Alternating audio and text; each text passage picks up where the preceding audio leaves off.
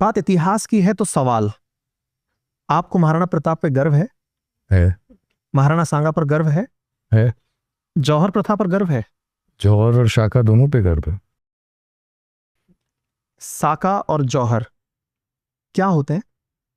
ये होता था, it was a last battle, एक लास्ट डिच बैटल जैसे आप समझ सकते हैं, जब ये स्पष्ट बात होती थी कि जो लड़ाई है वो हम जीत नहीं सकेंगे, तब जो है जो शाका जो है, जो भी पुरुष थे वो जाके लड़ते थे and they used to die on the battlefield. और जौहर जो आपको पता ही है, तो ये दोनों चीज़ साथ ही चलती थी। और it was the last battle for the men and jauhar for the women, and ये दोनों साथ ही चलते। हाल ही में महाराणा सांगा के लिए शब्द यूज किया गया कि वो गद्दार थे। टिप्पणी शब्द यूज किए गए, वो भी पार्लियामेंट में। क्या लगता है आपको कि ऐसे लोगों के खिलाफ जो इतिहास के साथ इस तरह की छेड़खानी करते हैं? मेरा तो ये कहना है, जैसे मैंने कहा कि सामाजिक विषय में राजनेताओं की हमेशा कुछ न कुछ दूसरा निहित स्वार्थ होते हैं, लेकिन जो आक्रोश की बात है कि उन्होंने राज्यसभा में उस समय ये ऐसे वाक्य कह दिए और आज भी उनके खिलाफ कोई सीरियस कदम नहीं उठाया गया। क्यों? ये क्या होना चाहिए था इस विषय पर?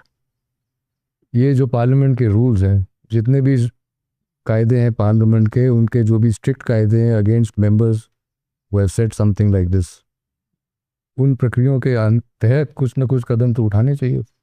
कहते हैं कि अगर आप किसी गलत को होते देखें तो आप खुद गलती के पात्र माने जाते हैं। आपने अपनी तरफ से इस घटना के खिलाफ क्या किया?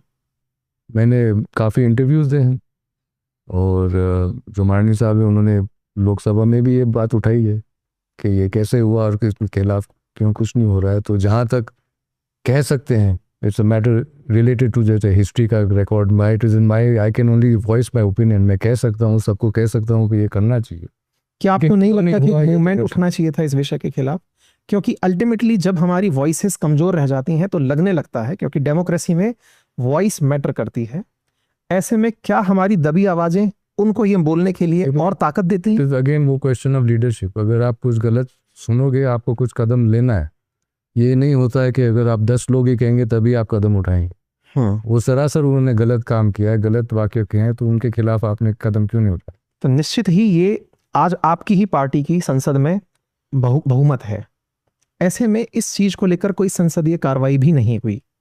आपने अपनी तरफ से कोई पत्र प्रेषित किया? मेरे जानकारी में कार्रवाई नहीं हुई। जैसे मैंने कहा, माननीय साहब ने लोकसभा में रेज किया है ये मैटर और मैंने बहुत इंटरव्यू दिए हैं, सबको बताया है और पब्लिक नॉलेज में है कि इसके खिलाफ कुछ न कुछ होना चाहिए। On your behalf also sir, मैं भी इस चीज के लिए अपनी ऑडियंस से यही रिक्वेस्ट करूंगा कि इतिहास में जिन्होंने हमारे लिए कुर्बानियां दी हों, उनके प्रति इस तरह के शब्दों का जो चयन है, ये निश्चित ही हम सबको सामूहिक रूप से नीचा दिखाने जैसा है।